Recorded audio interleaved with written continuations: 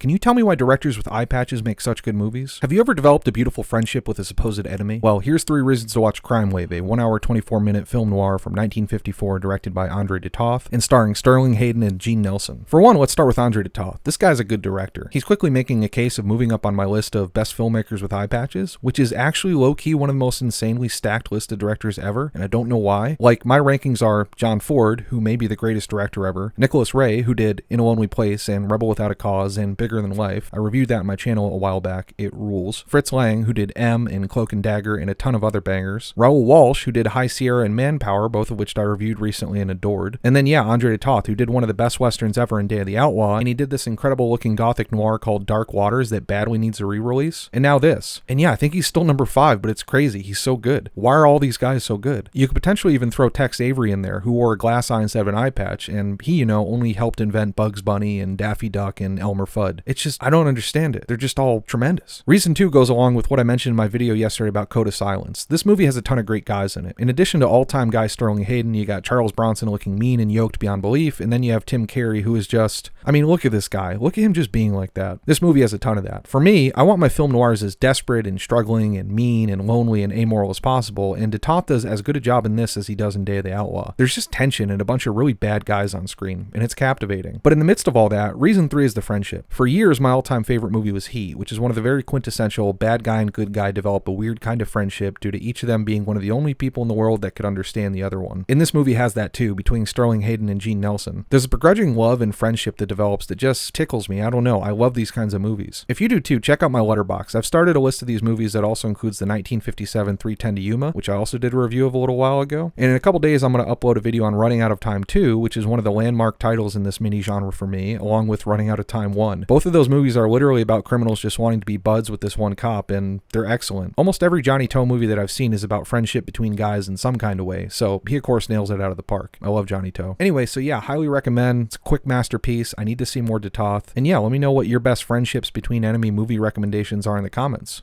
Thanks for watching, and hit that like and follow if you want to be a friend to me, even if we're enemies.